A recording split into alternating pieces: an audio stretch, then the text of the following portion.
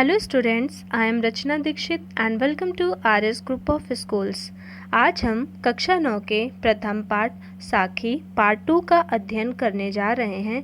इसके पहले first video में हम लोगों ने 6 कबीरदास जी की 6 साखियों के बारे में अध्ययन किया था। तो आइए शुरू करते हैं कबीरदास जी की प्रसिद्ध साखियाँ। पहली है, कबीरा चित्त चमंकियाँ चहुदिस लागी लाई, हरि सुमिरन हाथू घड़ा बेगे लेहूँ बुझाई। चमंकिया मतलब होता है प्रकाशित करना और लाई का मतलब है आग, बेगे मतलब क्रोध। तो कबीरदास जी कहते हैं कि ये पूरा संसार जो है वो पूरे संसार में इच्छाओं की आग लगी दिखाई पड़ती है और उसमें मेरा मन भी जल रहा है। अपने मन को संबोधित करते हुए संत कबीर जी कहते हैं कि हे मन, तेरे हाथ में हरि सुमिरन हाथू गड़ा, कि तेरे हाथ में ईश्वर स्मरण रूपी जल का घड़ा है और तू इस जल से शीघ्र ही अपनी इच्छाओं की आग बुझा ले। तात्पर्य यह है कि ईश्वर के नाम स्मरण से ही इन इच्छाओं से छुटकारा पाया जा सकता है। अगला है, अनसड़ियाँ झाएं पड़ी पंथ निहारे निहार, जी बढ़िया छाला पड़िया राम पुकारे पुकारे। कबीर जी कहते हैं कि जीवात्मा बड़ी व्याकुलता से परमात्मा की प्रतीक्षा में आंखें बिछाए हुए हैं और अनसड़ियाँ झाई पड़ी और उसकी रास्ते, उसकी पंथ निहार निहार, पंथ मतलब रास्ता, उसके रास्ते को निहारते निहारते देखते देखते उसकी आँखों में झाइयाँ पड़ गई हैं, उसकी आँखों में झाइयाँ पड़ गई हैं और जी भड़िया छाला पड़िया राम पुकारे पुकारे, और राम को पुकारते पुकारते बुलाते बुलाते जी भड़िया छाला पड़ा, उसकी जीभ में छाले पड़ गए हैं, फिर भी परमात्मा ने उसकी पुकार नहीं सुनी। कहने का तात्पर्य यह है कि सिर्फ रास्ता निहारने से और ईश्वर का नाम रटने से ईश्वर नहीं मिल जाते हैं, क्योंकि सच्ची लगन और सच्चे प्रेम का होना आवश्यक है। अगला है, झूठे सुख को सुख कहें, झूठे सुख को सुख कहें मानत है मनमोद। मतलब झूठे सुख को तू सुख मान बैठा है। कहते हैं अज्ञानी, जितने भी अज्ञानी मनुष्य सांसारिक सुख को, जो कि पूरी तरह से दुखदाई होते हैं, उसी को सच्चा सुख मान लेते हैं और मन ही मन में प्रसन्न होते हैं। मनमोद, मन ही मन में प्रसन्न होते हैं। जबकि जगत चबैना काल का कछु मुख में कछु गोद, जबकि ये सारा संसार, सारा जगत काल के चबैने के समान है, चने के समान है, जिसमें से कुछ मुंह में कुछ हम लोग उसके मुख में जा चुके हैं और कुछ भक्षण किए जाने के लिए उसकी गोद में पड़ा हुआ है। कहने का मतलब है ये पूरा संसार जो है वो नश्वर है, दुखदाई है और झूठा है। अगला है, जब मैं था तब हरि नहीं, अब हरि है मैं नाई। जब मैं मतलब अहंकार। जब कबीरदास जी कहते हैं कि जब तक मेरे अंदर अहंकार था तब तक हरि के दर्शन नहीं हुए, तब हरि नहीं थे। तो इस साखी में कबीरदास जी अहंकार को ईश्वर के साक्षात्कार में बाधक बतलाया है कि अगर जब तक तुम्हारे अंदर अहंकार रहेगा तब तक तुम्हें ईश्वर के दर्शन नहीं मिलेंगे। तो जब मैं था तब हरि नहीं, जब मेरे अंदर अहंकार था तब हरि के दर्शन, हरि नहीं थे। अब हरि है मैं नाई, और जब मैंने ईश्वर का साक्षात्कार कर लिया है तो मेरे अंदर अब अहंकार नहीं है। सब अंधियारा मिट गया जब दीपक देखा माए।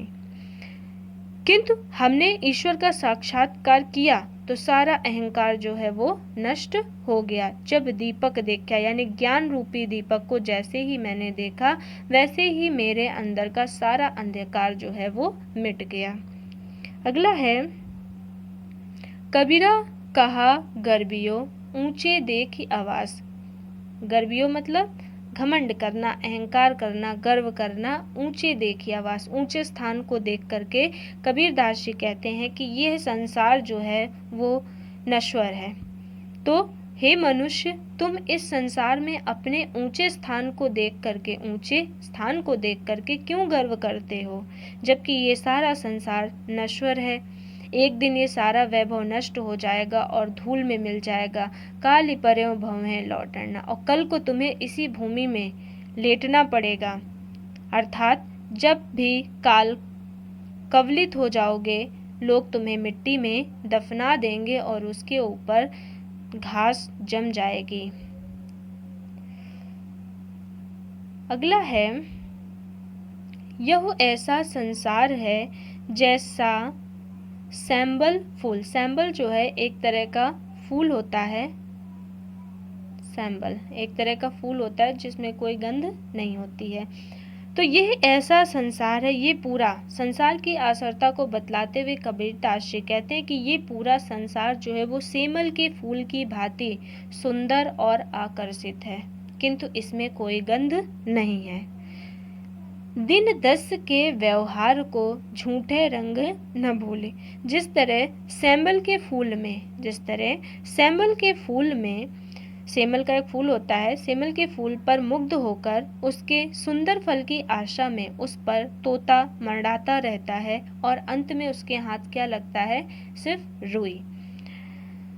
ठीक उसी प्रकार ये जीव इस संसार की अल्पकालीन रंगीनियों में, मतलब सब कुछ अच्छा है, उसको सब कुछ अच्छा लगता है, जबकि ये सारी चीज़ें क्या हैं, एक समय बाद सब नष्ट हो जानी है। और झूठे रंग न भूले। और ठीक उसी प्रकार जीव इस संसार की अल्पकालीन रंगीनियों में भूला हुआ है, उसे इस झूठे रंग में सच्चाई को नहीं भूलना चाहिए। उसको ये नहीं भूलना चाहिए कि एक दिन ये सारी रंगीनियाँ, ये सारे ऐशो आराम एक दिन खत्म हो जाएंगे।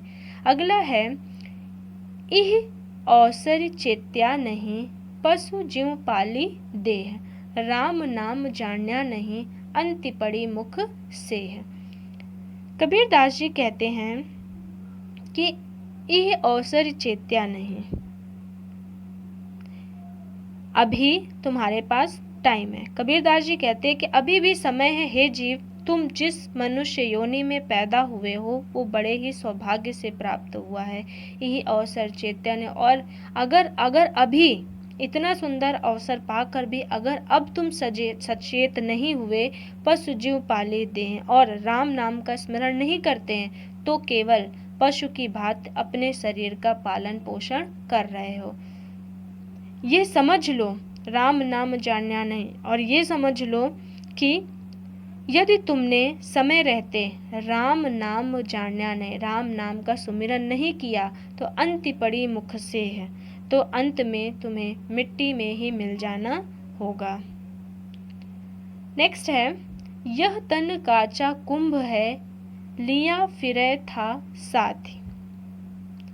ये शरीर, यह तन मतलब शरीर काचा कुंभ है। ये पूरा शरीर जो है मिट्टी के कच्चे घड़े के समान है। कांचा कुंभ मिट्टी के कच्चे घड़े के समान है। लिया फिरता साथ, जिसको तुम बड़े अहंकार के साथ सबको दिखलाने के लिए साथ लिए घूमते रहते हो। दरअसल ये एक ही ढबका लागा फूट गया। ढबका मतलब एक ही धक्के में ढबका लागा फूट गया, किंतु एक ही धक्का लगने से ये टूटकर चूर चूर हो जाएगा। और कछु न आया हाथ, और तुम्हारे हाथ में कुछ भी नहीं आएगा। अगला है, कबीरा कहा गर्बियो, देह देख सुरंग, बिछड़ियाँ मिलिबो नहीं, ज्यों कांचली भुजंग। कबीरदास जी कहते हैं कि तुम अपने शरीर की सुंदरता पर इतना घमंड क्यों करते हो। कबीरा कहा गर्बिये, गर्बिये मतलब गर्व करना। देही देख सुरंग, अपने शरीर को देख करके तुम इतना घमंड क्यों करते हो, जबकि ये तुम्हारा सारा जो घमंड है वो व्यर्थ है, बेकार है। बिछड़ियाँ मिलिवे नहीं, और मरने के पश्चात फिर ये शरीर ठीक उसी प्रकार तुम्हें नहीं मिलेगा जिस प्रकार ये शरीर तुम्हें बिछड़ने के बाद ठीक उसी प्रकार नहीं मिलेगा जिस प्रकार कांचली भुजंग, जिस प्रकार केंचुल को एक बार छोड़ देने के पश्चात सर्प को वो पुनः प्राप्त नहीं होती है और वो उसके लिए निरर्थक हो जाती है, ठीक उसी प्रकार एक मरने के पश्चात ये शरीर तुम्हें दोबारा नहीं मिलेगा। धन्यवाद।